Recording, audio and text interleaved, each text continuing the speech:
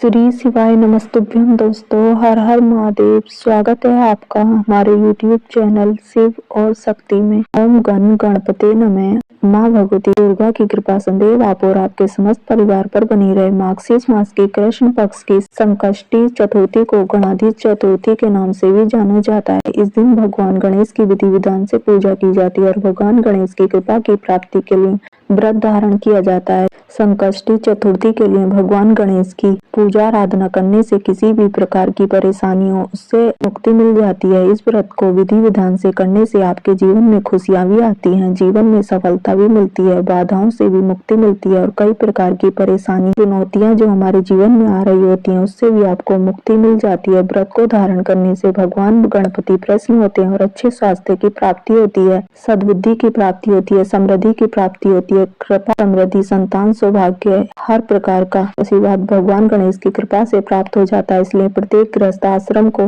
प्रथम पूज्य गणपति की आराधना संकष्टी चतुर्थी पर जरूर करनी चाहिए। अगर आप व्रत करते हैं तब तो बहुत अच्छी बात है। मान लीजिए व्रत नहीं भी कर पाते हैं तो भी संकष्टी चतुर्थी पर विधि विधान से पूजा करना अत्यंत आवश्यक है। तो आज की वीडियो में आप जानेंगे कि मार्गशीर्ष मास की संकष्टी चतुर्थी कब है, चतुर्थी की तिथि कब प्रारंभ हो रही है, कब समाप्त हो रही है, व्रत हमें कब धारण करना है, व्रत खोलने का शुभ मुहूर्त क्या है। संकष्टी चतुर्थी के व्रत में चंद्रमा की पूजा करना अत्यंत आवश्यक माना जाता है। तो चंद्रमा की पूजा का चंद्रोदय का शुभ मुहूर्त क्या है, संपूर्ण जानकारी संकष्टी चतुर्थी व्रत से संबंधित आज की वीडियो में शेयर करूंगी। तो इस वीडियो को पूरा जरूर देखिए और अच्छी लगे तो वीडियो को लाइक भी जरूर कीजिए, क्योंकि आपके लाइक्स और आपके कमेंट्स मेरे लिए महत्वपूर्ण होते हैं। यह एकमात्र जरिया है जिससे मुझे पता चलता है कि आपको यह वीडियो अच्छी लगती है और आपके लिए यह वीडियो उपयोगी है। तो अगर वीडियो पसंद आए तो लाइक तो जरूर ही किया कीजिए। तो सबसे पहले जानते हैं संकष्टी चतुर्थी तिथि कब प्रारंभ हो रही है, कब समाप्त हो रही है और व्रत हमें कब धारण करना है। देखिए, चतुर्थी की तिथि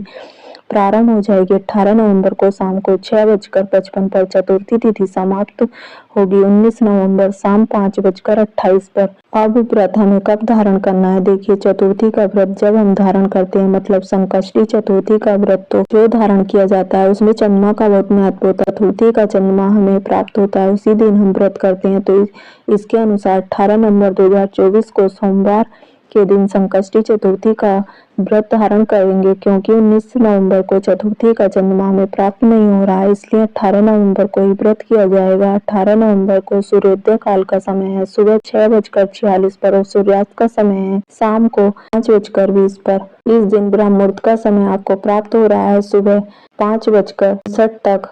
इस समय में आप स्नान कर सकते हैं, पूजा इत्यादि कर सकते हैं और अपने व्रत का संकल्प ले सकते हैं।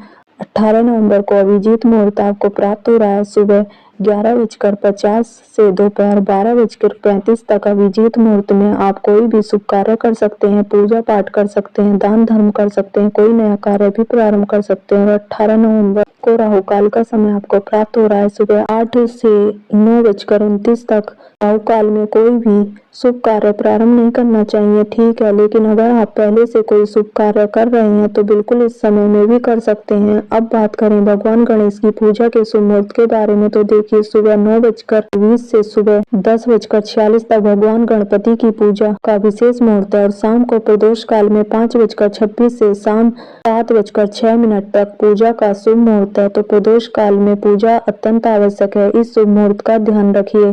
9:26 से 10:46 तक प्रदोष काल पूजन का शुभ मुहूर्त, शाम 5:26 से शाम 7:06 तक पूजा का शुभ मुहूर्त है। तो प्रदोष काल में पूजा अत्यंत आवश्यक है, इस शुभ मुहूर्त का ध्यान रखिए। इसी शुभ मुहूर्त में विशेष रूप से भगवान गणपति की आराधना की जाती है, पूजा की जाती है, आरती की जाती है। इसके साथ ही कथा इत्यादि की आप चाहें तो सुबह सुन सकते हैं या फिर आप शाम को भी सुन सकते हैं। संकष्टी चतुर्थी के व्रत में चंद्रमा का महत्व होता है, क्योंकि चंद्रोदय के बाद ही व्रत खोला जाता है। तो चंद्रमा का शुभ मुहूर्त आपको प्राप्त हो रहा है शाम को 7:34 पर। संकष्टी चतुर्थी के दिन आपको प्रातःकाल जल्दी उठना चाहिए, उठकर नित्य कर्मों से निवृत्त हो जाइए, स्नान कर लीजिए, साफ स्वच्छ वस्त्र धारण कर लीजिए, फिर भगवान सूर्यदेव को जल दीजिए और घर के मंदिर में विधि विधान से भगवान गणपति की आराधना कीजिए। सबसे पहले भगवान गणपति का पंचामृत से अभिषेक कीजिए, फिर पीले वस्त्र अर्पित कीजिए। इसके बाद उनके सामने शुद्ध घी का दीपक जलाकर अपने व्रत का पूजा का संकल्प ले लीजिए और फिर धूप दीप अक्षत पुष्प इत्यादि सभी चीजें अर्पित करके विधि विधान से श्रद्धा भाव से गणपति की पूजा आराधना करके मंत्रों का जप कीजिए। और हाँ, भगवान गणपति को भोग में आप मोदक का भोग या फिर आप चाहें तो फलों का भोग लगा सकते हैं, मोतीचूर के लड्डू का भी भोग लगा सकते हैं।